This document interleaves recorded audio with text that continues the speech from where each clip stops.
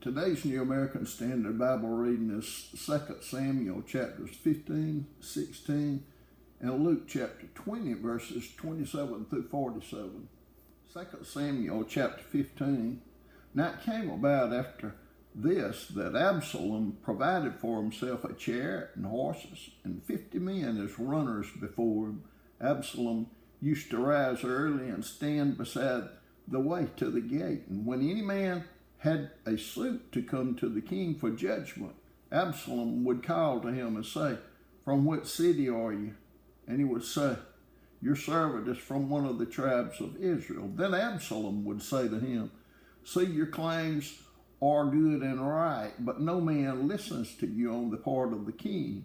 Moreover, Absalom would say, "Oh, that one would appoint me judge in the land, that every man who has any suit or cause could come to me, and I would give him justice." And when a man came near to prostrate himself before him, he would put out his hand and take hold of him and kiss him. In this manner, Absalom dealt with all Israel who came to the king for judgment. So Absalom stole away the hearts of the men of Israel. Now it came about at the end of 40 years that Absalom said to the king, "Please let me go and pay my vow, which I have vowed to the Lord in Hebron. For your servant vowed a vow while I was living at Geshur in Aram, saying, if the Lord shall indeed bring me back to Jerusalem, then I will serve the Lord." The king said to him, "Go in peace." So he arose and went to Hebron. But Absalom sent spies throughout all the tribes of Israel, saying, "As soon as you hear the sound of the trumpet, then you shall say, Absalom is king in Hebron." Then 200 men went with Absalom from Jerusalem, who were invited and went innocently, and they did not know anything. And Absalom sent for Ahithophel the Gilonite, David's counsel, from his city Gilo, while he was offering the sacrifices. And the conspiracy was strong, for the people increased continually with Absalom. Then a messenger came to David, saying, "The hearts of the men of Israel are with Absalom." David said to all the servants who were with him at Jerusalem, "Arise and let us flee, for otherwise none of us will escape from Absalom. Go in haste, or he will overtake us quickly and bring down calamity on us and strike the city with the edge of the sword." Then the king's servants said to the king, "Behold, your servants are ready to do whatever my lord the king chooses." So the king went out and all his household with him, but the king left 10 concubines to keep the house. The king went out and all the people with him, and they stopped at the last house.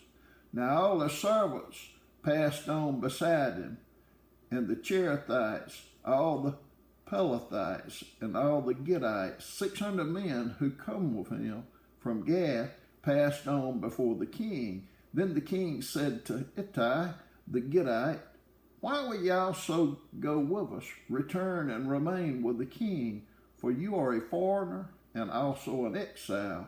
Return to your own place. You came only yesterday, and shall I today make you wander with us while I go where I will? Return and take back your brothers. Mercy and truth be with you." But Ittai answered the king and said, "As the Lord lives, and as the Lord my king lives, surely wherever my lord the king may be, whether for death or for life, there also your servant will be." Therefore David said to Ittai, "Go and pass over." So Ittai the Gittite passed over with all his men and all the little ones who were with him. While all the country was weeping with a loud voice, all the people passed over. The king also passed over the brook Kidron, and all the people passed over toward the way of the wilderness. Now behold, Zadok also came, and all the Levites with him carried the ark of the covenant of God. And they set down the ark of God, and Abiathar came up until all the people had finished passing from the city. The king said to Zadok, "Return the ark of God to the city. If I find favor in the sight of the Lord, then he will bring me back again and show me both it and his habitation.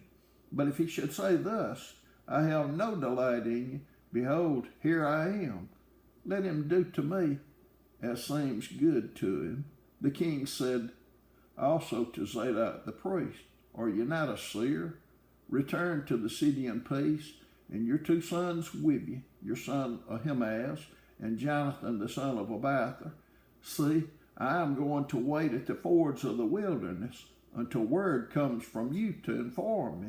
Therefore, Zadok and Abiathar returned the ark of God to Jerusalem and remained there. And David went up the ascent of the Mount of Olives and wept as he went, and his head was covered, and he went up and he walked barefoot. Then all the people who were with him each covered his head and went up weeping as they went. Now someone told David, saying, Ahithophel is among the conspirators with Absalom. And David said, O Lord, I pray, make the counsel of Ahithophel foolishness. It happened as David was coming to the summit where God was worshipped, that behold, Hushai the Archite met him with his coat torn and dust on his head. David said to him, If you pass over with me, then you will be a burden to me. But if you return to the city and say to Absalom, I will be your servant, O king, as I have been your father's servant in time past, so I will now be your servant. Then you can thwart the counsel of Ahithophel for me. Are not Zadok and Abiathar the priests with you there? So it shall be that whatever you hear from the king's house, you shall report to Zadok and Abiathar the priest. Behold, their 2 sons are with them there, Ahimaaz, Zadok's son, and Jonathan, Abiathar's son, and by them you shall send me everything that you hear. So Hushai, David's friend, came into the city, and Absalom came into Jerusalem. 2 Samuel chapter 16. Now when David had passed a little beyond the summit, behold, Ziba, the servant of Mephibosheth, met him with a couple of saddle donkeys, and on them were 200 loaves of bread, 100 clusters of raisins, 100 summer fruits, and a jug of wine. The king said to Ziba, Why do you have these? And Ziba said, The donkeys are for the king's household to ride, the bread, the summer fruit for the young men to eat, and the wine for whoever is faint in the wilderness to drink. Then the king said, And where is your master's son? And Ziba said to the king, Behold, he is staying in Jerusalem, for he said, Today the house of Israel will restore the kingdom of my father to me. So the king said to Ziba, Behold, all that belongs to Mephibosheth is yours. And Ziba said, I prostrate myself, let me find favor in your sight, O my lord, the king. When King David came to Bahurim, behold, there came out from there a man of the family of the house of Saul, whose name was Shimei, the son of Gera. He came out cursing continually as he came. He threw stones at David and at all the servants of King David, and all the people and all the mighty men were at his right hand and at his left. Thus Shimei said when he cursed, Get out, you man of bloodshed and worthless fellow. The Lord has returned upon you all the bloodshed of the house of Saul, in whose place you have reigned. And the Lord has given the kingdom into the hand of your son Absalom. And behold, you are taken in your own evil, for you are a man of bloodshed.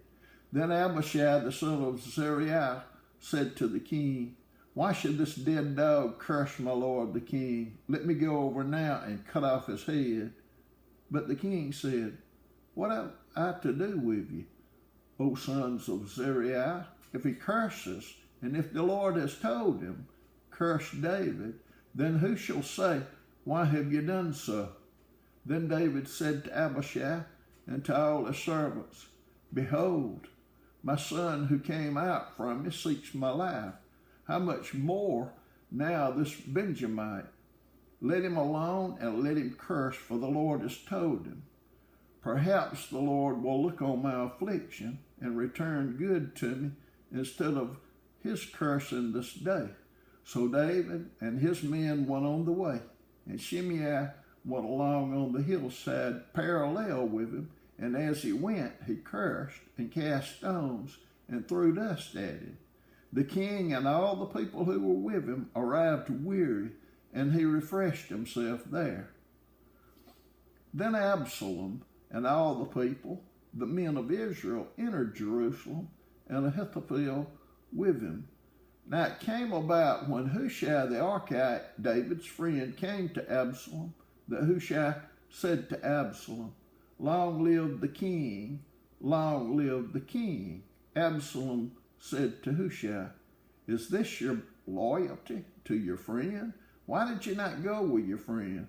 Then Hushai said to Absalom, "No, for whom the Lord, this people, and all the men of Israel have chosen, his I will be, and with him I will remain. Besides, whom should I serve? Should I not serve in the presence of his son? As I have served in your father's presence, so I will be in your presence." Then Absalom said to Ahithophel, "Give your advice, what shall we do?" Ahithophel said to Absalom, "Go in to your father's concubines, whom he has left to keep the house. Then all Israel will hear that you have made yourself odious to your father. The hands of all who are with you will also be strengthened." So they pitched a tent for Absalom on the roof, and Absalom went in to his father's concubines in the sight of all Israel. The advice of Ahithophel, which he gave in those days, was as if one inquired of the word of God. So was all the advice of Ahithophel regarded by both David and Absalom. Luke chapter 20, verses 27 through 47. Now there came to him some of the Sadducees, who say that there is no resurrection. And they questioned him, saying, "Teacher, Moses wrote for us that if a man's brother dies, having a wife, and he is childless, his brother should marry the wife and raise up children to his brother. Now there were 7 brothers, and the first took a wife and died childless, and the second, and the third married her, and in the same way all 7 died, leaving no children. Finally the woman died also. In the resurrection, therefore, which one's wife will she be? For all 7 had married her."